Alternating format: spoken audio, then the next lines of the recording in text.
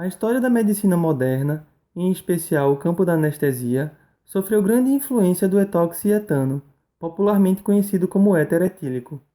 O uso do éter para essa finalidade remonta desde os tempos da alquimia com Paracelso. Embora tenha passado muito tempo esquecido, foi finalmente redescoberto para essa aplicação com o dentista William Thomas Green Morton, que fez a primeira demonstração pública e bem-sucedida dos efeitos anestésicos do éter durante uma cirurgia no Hospital Geral de Massachusetts em 1846. Com o avanço da medicina e o uso de substâncias mais confiáveis, o uso do éter para essa finalidade foi descontinuado. Atualmente, o éter é muito usado em laboratório para reações de Grignard e como solvente para a realização de extrações, em especial quando o solvente precisa ser eliminado por evaporação, tendo em vista que o seu ponto de ebulição é de apenas 34,6 graus Celsius. Antes de iniciar o procedimento experimental da síntese do éter etílico, devo dizer que esse procedimento é extremamente arriscado devido à inflamabilidade do éter, que pode pegar fogo ao simplesmente entrar em contato com a superfície aquecida, sem que seja necessária uma chama. Além de que essa forma de produção gera subprodutos extremamente tóxicos e que talvez seja mais barato comprar o éter diretamente do que produzi-lo dessa forma. Obviamente, se você tem acesso ao ácido sulfúrico 98%, que é um dos reagentes que iremos utilizar, muito provavelmente você pode ter acesso ao éter, pois os dois produtos são controlados igualmente pela Polícia Federal. O objetivo desse vídeo é explorar a ciência, a prática de laboratório e entender as reações que estão acontecendo. Para produzir o éter etílico, vou preparar um banho de gelo em volta de um balão de fundo redondo de 3 bocas, contendo um agitador magnético, e vou adicionar cerca de 90 ml de etanol anidro. Um termômetro acoplado ao balão e espera-se a temperatura do etanol ficar em torno dos 5 graus Celsius. Ao etanol resfriado, serão adicionados lentamente, por meio de um funil de separação, 80 ml de ácido sulfúrico concentrado. A adição deve ser lenta para evitar a ebulição do etanol e a formação de subprodutos indesejados. Após a completa adição, um sistema de destilação simples deve ser montado em uma das bocas do balão, enquanto que na outra vai acoplado um funil de adição contendo 250 ml de etanol anidro. Esse é um processo de destilação que deve ser acompanhado de perto, do começo ao fim, para se evitar problemas durante a reação. É importante usar água gelada no condensador para não ocorrer o risco dos vapores do éter escapar do sistema. A manta aquecedora é ligada e a temperatura dentro do balão deve ficar em torno dos 140 a 145 graus Celsius. Temperaturas baixas vão favorecer a formação dos ésteres de ácido sulfúrico, que é algo que devemos evitar a todo custo, e temperaturas acima dos 150 graus vão favorecer a reação de eliminação, formando o gás eteno.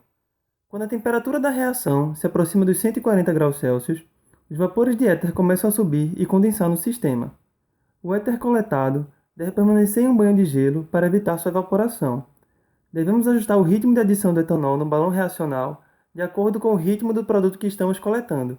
Com o passar da reação, é possível notar um escurecimento da mistura provocado por reações secundárias. Em teoria, o que está acontecendo é a reação de condensação entre duas moléculas de etanol catalisada pelo ácido sulfúrico para a formação de uma molécula de éter dietílico e uma molécula de água.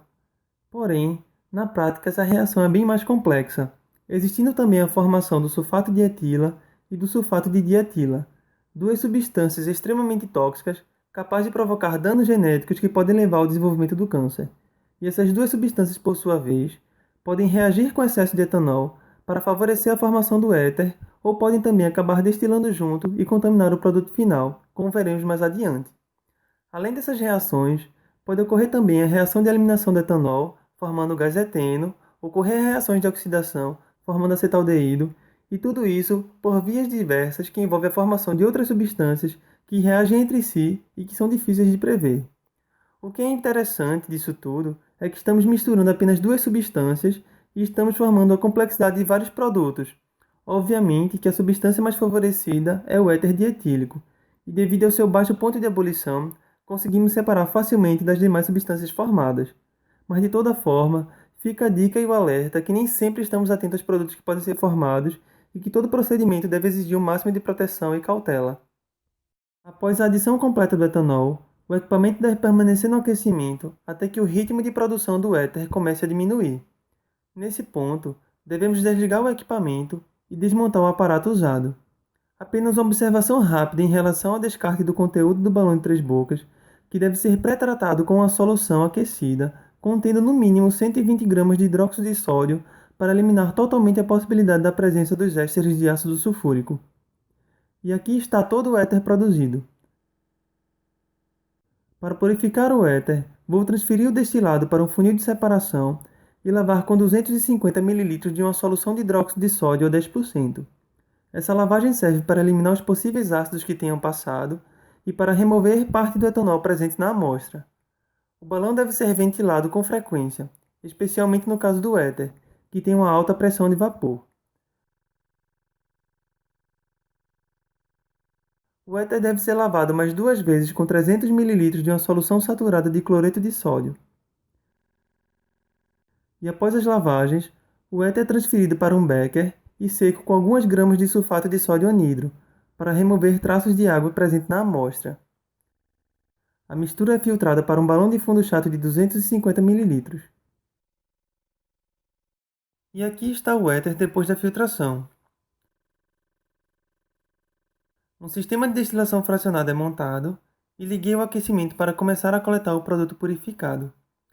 Lentamente os vapores de éter vão subindo e condensando na coluna de Vigreux, e por volta dos 33, 34 graus Celsius, começamos a coletar o éter puro. No final da destilação, a temperatura começa a cair abaixo dos 34 graus Celsius, indicando que toda a fração do éter já foi coletada.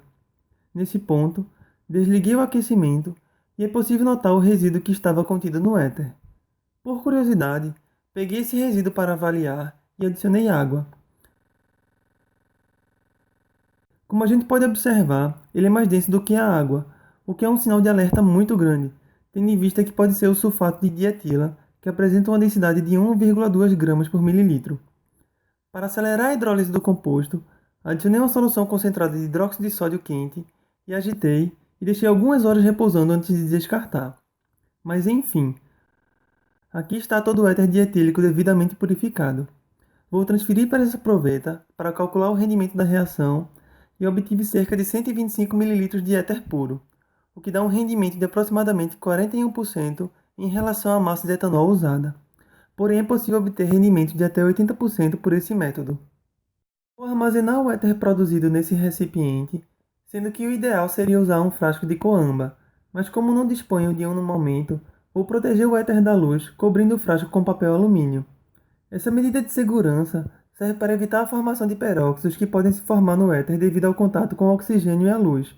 E se o éter for ficar guardado por longo período de tempo, o ideal é colocar um pouco de hidróxido de sódio ou de potássio no frasco para evitar os intermediários do processo de formação dos peróxidos. E para testar as propriedades do éter, obviamente eu não poderia deixar de fora a sua flamabilidade. Vou colocar um pouco de éter na parte de trás da capela e deixar seus vapores lentamente irem se espalhando. Vou aproximando o fósforo para ver até que ponto os vapores percorreram. E aí está. Esse é um dos perigos do éter. É possível que seus vapores percorram grandes distâncias até encontrar uma fonte de ignição. Mas não vamos parar por aí. Outra propriedade interessante do éter é sua elevada pressão de vapor. E à medida que o éter evapora, ele retira calor do ambiente. Para observar esse fenômeno, em um suporte de madeira, vou colocar um tubo de ensaio contendo alguns mililitros de éter e vou mergulhar uma pipeta de Pasteur que está ligada a uma bombinha de ar. Vou ligar a bombinha para acelerar o processo de evaporação. À medida que o éter evapora, o tubo de ensaio vai ficando cada vez mais frio. Com o auxílio da piceta, vou colocar alguns mililitros de água na lateral do tubo e observar. Com o passar do tempo, a água começa a congelar. Quando achei que a água já estivesse totalmente congelada, removi o tubo de ar, que tinha bastante condensação, e fui capaz de levantar o suporte por alguns instantes. E aqui está a parte da água congelada no fundo do tubo de ensaio. Para saber a temperatura que o éter havia atingido, coloquei o termômetro e ele estava em torno dos 3 graus Celsius negativos.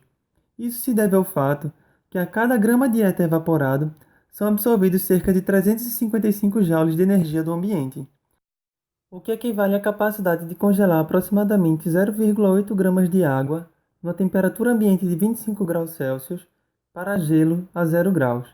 Enfim, é possível fazer vários cálculos termodinâmicos a partir dessa relação, que são bastante interessantes, mas vou finalizar o vídeo por aqui. E mais uma vez, obrigado a todos por assistir.